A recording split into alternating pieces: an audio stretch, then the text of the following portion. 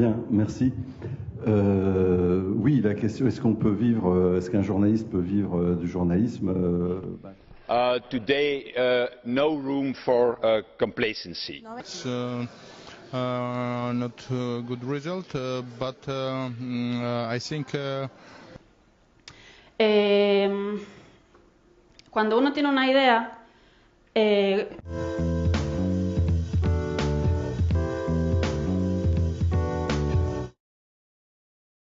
Ready?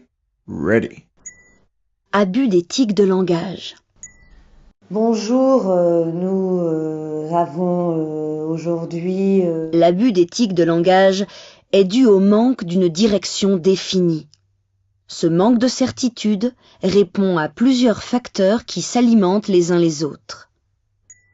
Le cerveau manque de tactique. Les objectifs sont flous, désorganisés, sans balises.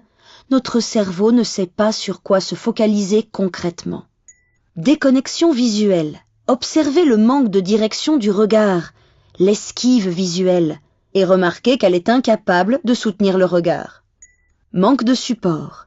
Il se passera la même chose si vous déambulez sans cesse dans l'espace. Un autre facteur décisif dans l'abus d'éthique de langage est l'incapacité de gérer les pauses. Nous préférons dire des choses insignifiantes, remplir les phrases avec des tics de langage, répéter des concepts, tout sauf nous taire, parce que cela nous fait paniquer.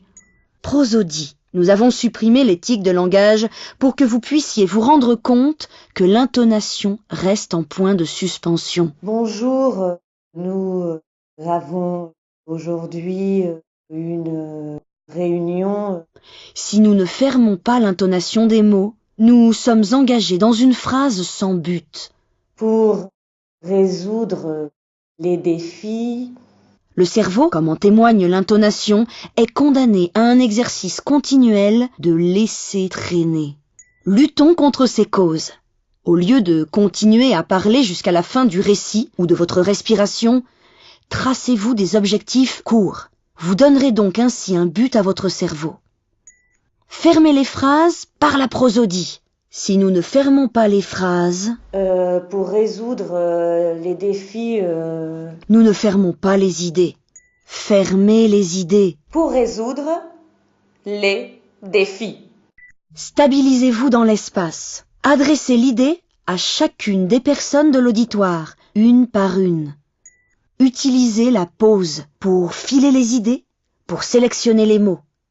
Vous pourrez respirer, raisonner et sélectionner les mots en fonction de l'auditoire. Et si vous vous rendez compte que reviennent les doutes et les tics, soulignez les mots qui suivent. Nous disposons de 3 solutions possibles. Conclusion. Centrez tous les aspects de votre expression. Soulignez et fermez les concepts clés.